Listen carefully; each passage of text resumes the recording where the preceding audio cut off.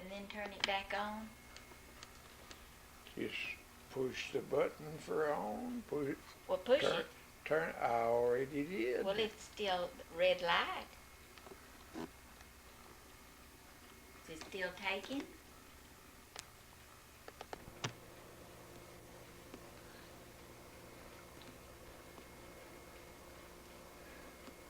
I can't, looking through the viewfinder, I can't see anything in there that looks any different than it did when I just turned it on. Punch It plug. is different.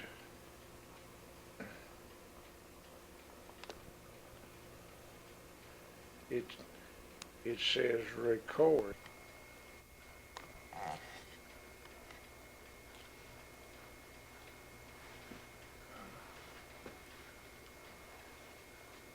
I had been wanting to get a camcorder and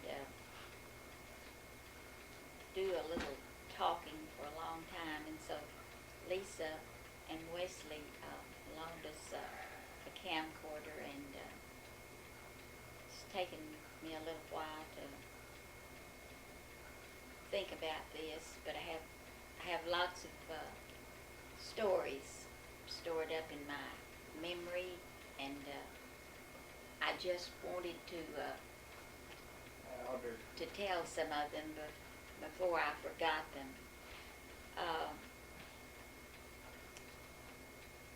My earliest memories, my mom said that I couldn't have been over 2 years old. I was born May 4th, 1934 at Flat, Texas, and my mom and dad lived on a man in the flat. His name was Eddie Lawrence, and my dad worked for him, and it was in a little rent house that I was born just south of the flat. And I have memories of the big fine house that the people lived in that my dad worked for, and they had 2 sons much older than me, and they had a swing in their front yard, and they would put me in the swing. It was a tire. That is about all that we had for swings years ago, and they would put me in a tire, and I would hold on, and one of them would stand there, and they would push me. And my mom says that I couldn't have been over 2. So I guess that's my very first memory that I have of being in this world. My Brazel grandparents lived on a farm at the flat, and it was called the Whigham Place. My next memory, and they say that I was probably about 2 and a half, standing on the porch with Charlene in the afternoon and watching the older kids come up the lane toward the house. They had been to school at the flat, and they would walk home, and I can see them now. As I close my eyes, I can see every one of them. I can see Bobby and Gladys and Sarah, and J.D. was always at the very end, and Charlene would call to him, "Hurry, Pokey, hurry." And this is how he got his nickname of Pokey, because Charlene is the one who gave him that name. Memories are scattered during that time because I was very young. Different little things that I remember, but the most of the good stories start when my mom said I was probably a little before I was 4 years old, and my grandparents, William's grandparents, Counts and Bertha, lived near Greenbrier Creek on a home that was owned by the Cavitts, and the Cavitts lived in Moody, and there's still some of the descendants around Moody. But they lived in a fairly nice farmhouse, and my papa, he farmed, and my mom and dad had married, and his older sister, Glee, had married, and she had a son that was about 2 years older than me. But I have so many memories of of that place because I remember my Aunt Glee taking my grandmother's long, beautiful silver hair down and sitting her on the porch, and she would comb it, and I would run around her rocking chair and just marveled at the beautiful, beautiful white hair that she had, and my Aunt Glee would put it up in a bun, and she wore it. Not, it was like most of the older women wore then, but I thought to myself as a little girl, oh, why doesn't she let her hair down and let it flow, because it was so beautiful. My grandmother Williams was short in stature and such a precious, precious soul. And one day my mother and I were there, and she had a flower bin that my granddad Counts had made, and it was painted green, and it had a top that kind of sloped, and you would raise this top, and on one side was flour, the other side was meal. And I assumed they would buy this in large quantities. And one day she was cooking, and as I say, she was very short. And she leaned over because the flour was almost gone out of the bin. And my grandmother, Bertha, fell into the flour bin. And I can still remember how my mother and I laughed, and we pulled her out, and because she was just halfway over and her feet off the floor, and how she laughed when she came out and had flour all over her. That's a good memory. She passed along that sense of humor to my dad. I guess that's the reason Dad was he was always happy and always laughing, because he had a nature like his mother.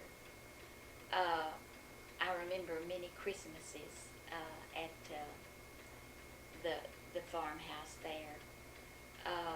One Christmas, all of Papa's nieces and nephews, Uncle Port and Aunt Myrtle and their children would come, and we would have Christmas. And to this day, I never did ask my mother who was Santa Claus, but somebody put on a Santa Claus suit, and everybody was eating and excited, and they said, Wanda, someone is at the window, and I looked, and there was Santa Claus. And I was scared to death, and I went over, and they opened the window. I don't know why he didn't come in, but anyway, he asked me what I wanted, and I told him a big red wagon. And after he left, I ran to my dad, and I said, oh, Dad, I told Santa that I wanted a big red wagon, and I already have one. And my dad assured me that Santa Claus would work it all out. Such a special memory. That particular Christmas, my dad had gone into Gatesville, and me and my sister remember well. I don't know if Joe does, the story about the syrup pitcher, but Dad had gone into Gatesville, and he had bought my mother a Christmas present, and it was a little tiny syrup pitcher.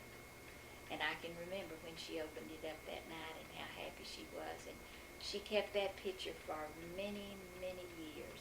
It was one that you would take your thumb and you would slide back the top, and you could pour out the syrup. And wish that that little pitcher had not been broken or whatever happened to it, but it was an absolute treasure. It was during this time of my life, I was about just a few months past 4. My grandmother Williams took very sick, and she died.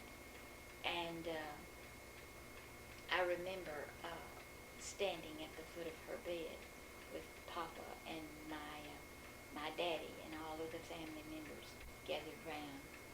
And I was in that room when my grandmother Williams passed away. And that left a memory with me that in later years, well, not too many years later, but another story that I'll tell that left something very strong with me.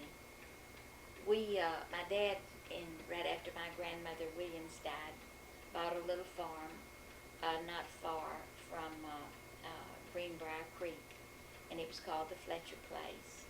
I never quizzed my mother and dad about this. I know that my dad had no money but I do know that back then the government was helping families to buy little pieces of land, and I guess this is how it came about, because this was when people were still trying to get over the depths of the depression, and so things were not easy. But my dad bought the place, and after my grandmother died, my grandfather Counts came and made his home with my mother and dad and me, and he made his home with mom and dad until he passed away. On that little farm there, many things happened that I look back on now, and they made such a difference in my life.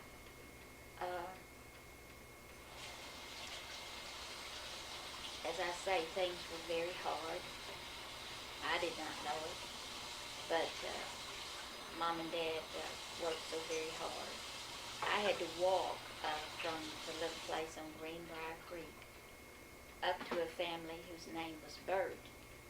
And we would walk across them. We called it the mountain, and that's where the little community of Mountain near Gatesville gets its name. As I look at it now, I say, well, it's just a little hill. But as a child, and it was all grown up with cedars and brush, it looked like a mountain to me. And we would walk across that when I started to school. The older kids would wait until we got off of the bus, and because we went to a little mountain school, and we would get off the bus, and they would run off and leave me, and there I would be, and I knew every day when I went to school that the same thing was going to happen. They were going to run off, and they were going to leave me. I guess that's the reason that I never learned too much those first years, because I was always worried about having to be up on top of that mountain and running home by myself. Teeny was born in 1940 when we lived in this farmhouse, and I told you that I had been at my grandmother's bedside, and I remember the afternoon in September of 1940 when I ran home and from school and walked in, and my dad and Papa were at the foot of my mother's bed, just as I had seen them when my grandmother had died. And I remember so well walking in and asking my dad if my mother was dead, and he smiled and said, "Oh no, come over and see what's in the bed with your mother." And there was a little tiny baby, a little girl that I had no idea that was coming to live at our house. Now, I was 6 and a half, but back then, children didn't know very much about babies. She was an absolute joy to each one of us. Papa kind of took her under his wing because I guess my grandmother had passed away, and he kind of took it upon himself that Teeny would be his big responsibility. My mother and Chuck named her Cathenia May. Cathenia, a special name to Chuck and my mother. May after my grandmother Williams. And so her name was Cathenia May Williams. I remember a few days after she was born, Papa said, "This is such a long name, and she's such a teeny little old thing." He said, "I'm just going to call her Teeny." And you know the rest of the story. Teeny was what it was. Not many people know that she has a beautiful name. It's just been Teeny, and it's been pretty special too. Before Teeny was born, I get a little ahead of myself because I knew I would skip around during this time, but about 1939, that before Teeny was born in 40, that my dad built a new barn on this Fletcher place. And they brought the lumber out and the old wagon, and he and my granddad began to build this barn. And I would go over, and I had never smelled new cut wood before. And I remember they would cut the wood, and little pieces would fall off, and I would pick it up and smell it. And I can still smell that new cut wood and how it smelled. Dad built that barn. It's still standing today on what was then the Fletcher, what we call the Fletcher Place. It was a beautiful structure. And I tell you, the old house we lived in was about to fall in. And I remember asking my dad and my mother if we could move over and live in that barn, because it was all brand new and it smelled so good inside. And my dad even built a stairway leading up to the loft. And I would go over and play, and I can remember how I would think, oh, if someday I could have a beautiful home and I could have a staircase like that. And I would take what few toys I had. I know I had a little rubber doll, and I would take over there, and I would sit in a corner with the pieces of wood that Dad was not using, and I'd build little rooms, and I'd put that doll in it. One day, while Dad was almost finishing up the barn, a salesman came up to the house. The house was across the road from the barn. And back in those days, there was a man who would travel in his car, and he would have big cases of old spices and puddings and ointments and just so many things he would carry, things that would fascinate me. But he took money to buy them, and we did not have very much money. And that day, the three of us, me, my mother, and Dad, were in the barn, and my dad saw the Watkin man drive up. And he said to me, "Wanda, be very still. Don't make a noise. Don't make any noise." And he said, because I don't have any money to buy anything. And so he knocked on the door, and he knocked several times. He looked around, and I can still see he got in his car and drove off. And we went about our work. Another time while we were there, Charlene came to spend the weekend. Charlene was always so very special to me. We still are very special to each other today. And she was about 2 years older than me. And my mother and Dad, I don't know how that they came about getting the books, because there was not much access to books, but they knew that Steinbeck had written a book, The Grapes of Wrath, and John Steinbeck, and they had made a movie. And this movie was showing at the picture show in Gatesville. And Mother and Dad were going to go, and of course Charlene and I were going to go along with them. But my dad sat us down before we left, and he said, "Now we're going to the movies, and I have enough money." Probably it was about a dime, 12 cents maybe for them. I'm not real sure. And Charlene and I guess maybe we got in free.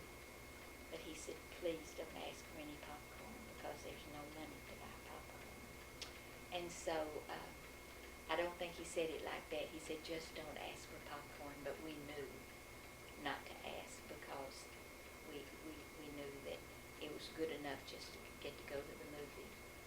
We saw The Grapes of Wrath that night. I didn't understand it, I'm sure, and didn't remember it.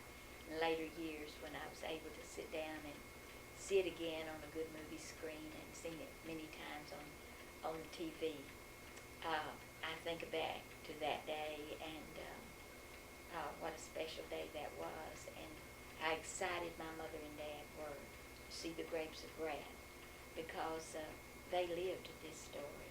They lived it. and they knew about each line that John Steinbeck had written in that book. So many special things happened when we lived here on this little farm. Uh, my dad's brother, Willard, lived in a little rent house just a little ways from us. And he had had back trouble. Now this was back in about between 39 and 40. And he was in a full body cast. I can't even imagine. I remember going down there, and in the summertime, how terrible it was, because there was no air conditioning, and he was in this full cast on his body. And I remember how agonizing it must have been for him to lay there. I can't remember how many months he was in that, but he was not able to work. And I don't remember my folks talking about it much, but I know that my dad and my granddad Williams took care of he and my Aunt Minnie Bell. My Aunt Minnie Bell was a Netherland. She's Alton Netherlands blood aunt, because her brother was Alton's dad. And so I remember taking milk down to them, and I remember one day taking a little syrup bucket of milk down to their house, and got about halfway down, and a coach whip. This is a snake that, it's just so fast. And he came out of nowhere, and he got after me. And I screamed, and I ran, and I ran. And when I got to the back steps of the house, and I know they needed the milk so desperately, I had knocked the top off, and all of the milk was gone. They laughed about it, and I laughed about it. But I could still see that old snake coming after me. Another time, I remember taking some food down, and back then we'd have little dogs, and they would have kind of fits. They would just go round and round, and they would get kind of I don't know, kind of like they were mad. And this little dog of ours had one of those fits one day when I was going down there, and I remember I lost the biscuits and I lost everything. So a lot of things happened on those little trips going down to Willard and Minnie Bell. One day I stepped up on the back steps, and just a kid, and I smelled the aroma coming out of her oven, and it was muffins. And my mother had sent me down to borrow some matches. And I remember walking up and knocking on the back door, and when she came to the door, I said, Minnie Bell, my mother sent me down to borrow some muffins. And we laughed about that, because it wasn't muffins, it was matches. And I remember she sat me down, and we had muffins and I'm sure milk or whatever. I never remember wanting for anything or needing anything, but I know that there was not very much during those days. When my uncle got out of the body cast, and I guess he was able to do some things and help Papa and my dad some. That part I don't remember, and it didn't leave a very big impression. One thing I've thought about so many times since I've gotten older, my mother told me that my dad had one pair of socks, and she saved them for an occasion, if they had to go to a funeral, or if they had to go, I guess, maybe into town, maybe he would wear the socks. But when he worked on the farm, he just put his bare foot down into that old shoe.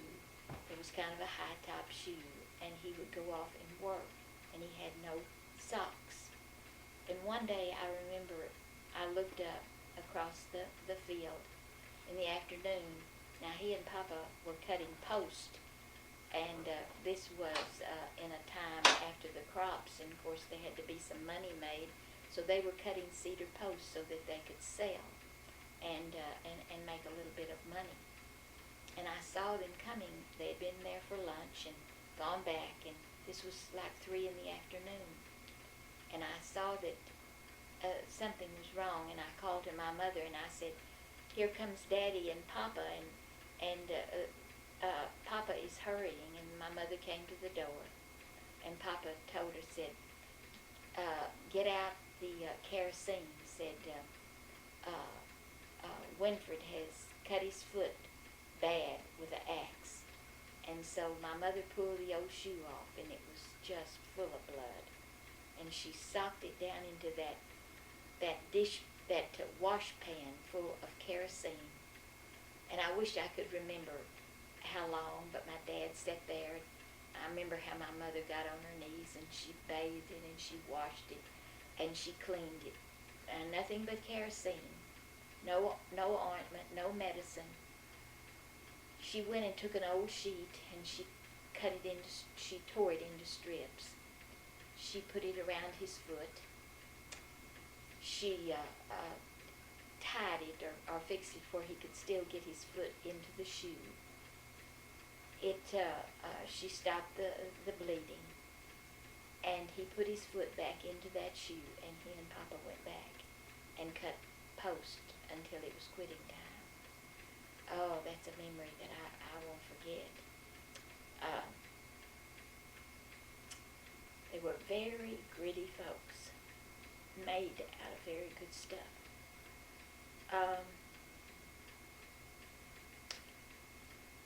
It was during this time, a little before, Papa had lots of money hunting friends, and he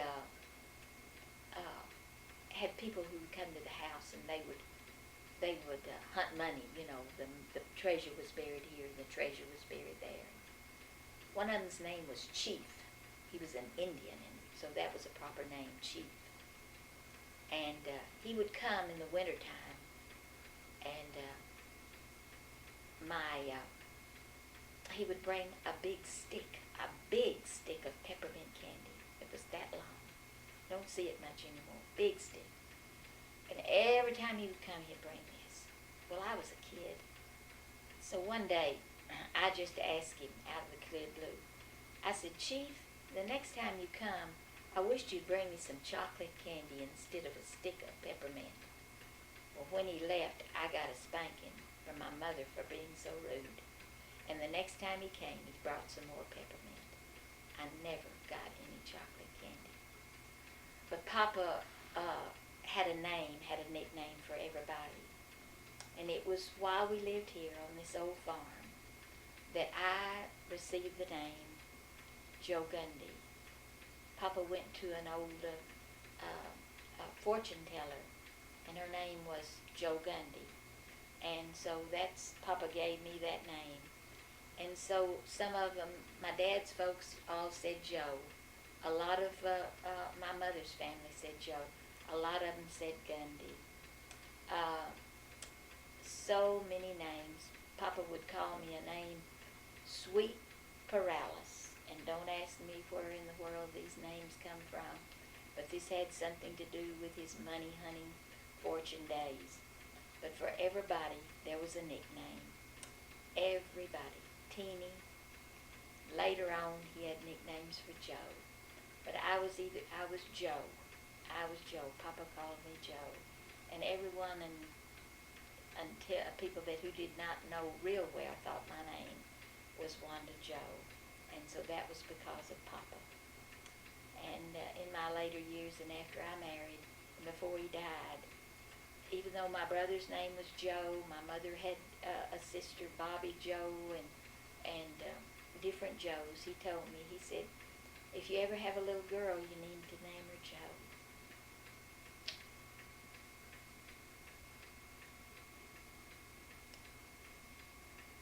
And so I did.